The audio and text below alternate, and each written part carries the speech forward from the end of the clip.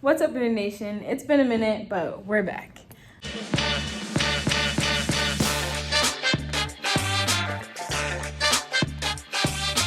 Hi guys, we're back on the farm with another video. I know it's been a minute, but today we're here with one of my former teammates.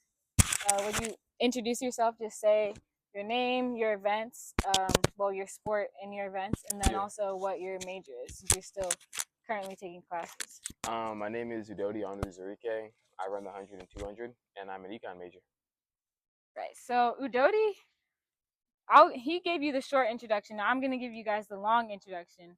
And I will just say he has a lot of accolades stacked up from collegiately and also to turning pro recently. And I'll just start with collegiately, right? So he's the NCAA outdoor 200 meter champion, also 5-time All-American, Pac-12 men's track athlete of the year, Pac-12 200 champion, and the Pac-12 200 record holder as well. And here at Stanford, he even holds the indoor 60 record, the 200 record, the outdoor 100 record, the outdoor 200 record, and the outdoor 4x1 record. And he has broken or tied Stanford records 18 times.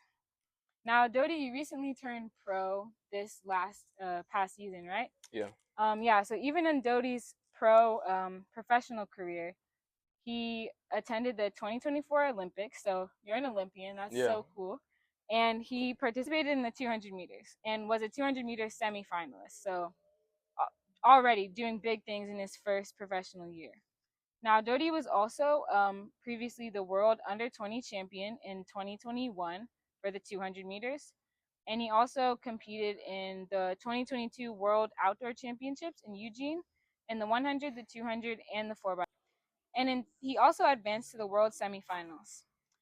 Dodi also grabbed his first professional win in the New York Grand Prix in the 100 meter, and that was this past June 2024. Yeah. For general questions to start off the interview, how did you get into track and field? Like, what led you here? I would definitely say because my brothers ran track. Like growing up, it's like you want to do whatever your brother's doing. So even just short and simple, brothers running track, I want to be like them. Yeah. Gotta run track. Nice. And so, obviously, coming out of high school, like I'm sure you had a lot of offers. So why Stanford? I know people probably ask you that all the time. I remember when you won NCAAs, they were like, "Oh, like why Stanford? Why did you choose Stanford?" Yeah. I would definitely say because I feel Stanford's the best school that combines athletics and academics. I feel like just from a conference standpoint, well, it used to be, but Pac-12 was just was a lot heavier conference than I would say the Ivy League. So when you have really good conference, and you can argue whether which school is better, but just the perfect combination. So I agree with that. And RIP Pac-12. rest And in peace. so you also mentioned that you're an econ major. Yeah. What led you to choosing econ as your major? Good question. I'd definitely say because Stanford does not exactly have like a business labeled undergrad major, so econ is almost like the closest thing to it. And then tell us about your first season as a pro athlete. Like, what would you say shocked you the most coming from running at Stanford collegiately to turning pro after your sophomore year? It's a good question. I would definitely say how different of an environment it is when you're in college. Like there's a sense of camaraderie. Although like track is a very individualized sport, everybody still's competing for the same team. You guys are all practicing together. You guys are probably getting dinner together, weightlifting together. Not to say that you don't do those kind of things as a professional. It's just that when you're in college, you guys are all around the same age. It just kind of hits different, you know?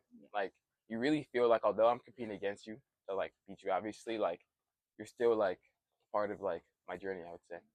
But as a professional, it's very different because now when you kind of have money involved and sponsors and just etc., like everything becomes a lot more. I would say everything becomes a lot more weird to say. Where like not everybody's as welcoming, not everybody's as like let's do this together. It's kind of like everybody for themselves, I would say. So Yeah. definitely that was the biggest difference. And then I know you were training with some big names. Like, what was that training group dynamic? I know Noah Lyles was in your training group, right? I would say it's different. You just got to be prepared for whatever on any given day. Like he's his own character in himself, and there's also a lot of other big names in the group too. So another good positive I would say of being around people who are whether you want to call them big names or just quote unquote vets in the sport, like they're really people you can go to and get advice from. So there's a lot of things that I've learned just from my quote unquote elders. So, yeah.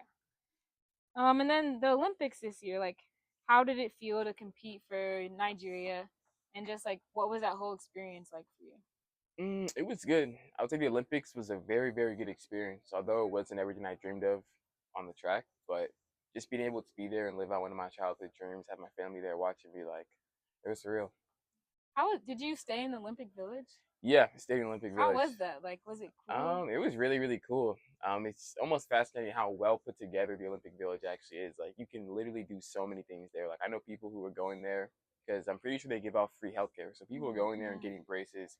You're seeing people go there and get like procedures done, like all types of things. So the Olympic has just so much to offer for everybody. And then, did you get a chance to go to like any other sports or anything, or? No, unfortunately not. I really want to try to catch a basketball game and even one of the cool sports. Like, I know everybody saw that one meme of the dude. Oh yeah, the like sharpshooting I want to catch stuff. something cool, but nah, I just didn't have the time. Okay, yeah. Cause the 200 went far, right? Like it went. Yeah, until... it was like one of the last days, Okay. I would say. Yeah. All right. And then, I mean, we've talked a lot about athletics, but outside of athletics, do you have anything that you're super passionate about or something that really drives you in life? I would definitely just say making my loved ones proud and just the people who invested in me. Like it feels good when someone's actually like, trying to see you succeed and trying their best to help you. So you definitely want to make sure like you're doing your best to like, make them proud. I love that. All right, now we got some rapid fire questions. So Yeah. I'm just going to say these. There's about 10, 15 of them. And the first thing that comes to your mind, you can just say. And you don't have to give an explanation, but if you want to, you can. Okay. All right, cats or dogs? Dogs. 100 or 200? 200. Spikes without socks or with socks? Without socks. If you had to listen to one music artist for the rest of your life, who would it be? That's a hard question. Gunna. Okay. Do you have a meet day ritual? Not really. Just wake up and pray. I would say it's one thing I do every meet. What superpower would you want to have? Ability to fly. Favorite food to eat? Favorite food to eat? Pasta. If you didn't run track, what sport would you want to play? Soccer. What is your favorite TV show at the moment? My favorite TV show, I'd probably say Power, Book 2. What is the best piece of advice you've been told or heard? Best piece of advice? I definitely say, I don't know the exact quote or exactly how they phrase it, but it was my brother telling me, like, going into this new professional realm, like, just only focus on yourself, don't focus on nobody else. So just stand in your own lane. Yeah. If you could be a cartoon character, what character would you be?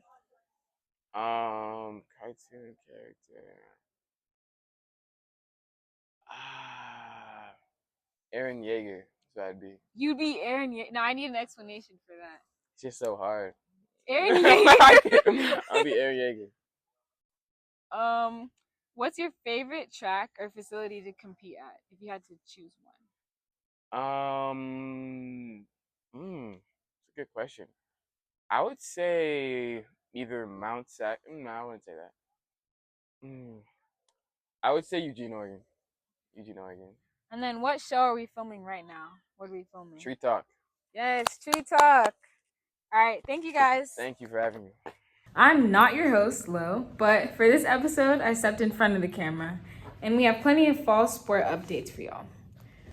Multiple teams kicked off their first ACC seasons, and men's and women's soccer kicked off in August with both teams performing well so far.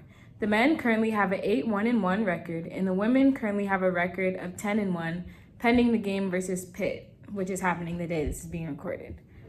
Football, women's volleyball, and field hockey also opened up in August, with football currently 1-1 in conference play after opening up with a decisive win against Syracuse. Women's volleyball is currently 9-1, and field hockey has started off the season with 5 wins and 3 losses. Men's water polo has had an impressive beginning with a record of 10-1 so far. Our men's and women's tennis and our men's and women's golf, as well as our sailing teams, have also started off their seasons well. Our men's and women's cross-country teams really have set the tone for their season in their wins at the Gans Creek Classic in Missouri this past weekend. Now, if you missed all of that, there's still plenty to look forward to this week. On Tuesday, men's golf will be competing at the Ben Hogan Collegiate Invitational in Texas, and women's golf is also away in Seaside, California. From Friday through Sunday, men's tennis will be competing at the UCSB Fall Classic, and at home, Friday, October 4th at 5 p.m., field hockey will face North Carolina. We also have men's soccer at 6:30 versus NC State at home, and women's volleyball at 7 versus NC State at home. So there's a lot going on Friday at home. On Saturday through Sunday, sailing is also away competing. And on Saturday, October 5th at 12 p.m., football goes against Virginia Tech. Be sure to be there. Also on October 5th, water polo will be at UCLA and at USC on Sunday. On Saturday, women's soccer will compete at SMU. And on Sunday, to wrap it all up, women's volleyball will compete against Wake Forest at 1 p.m. and field hockey will compete against Duke.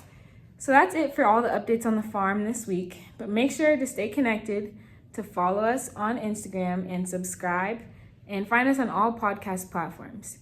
If you want to become connected with Treetalk and join our team, be sure to follow our link tree and to fill out our Google form. That's all.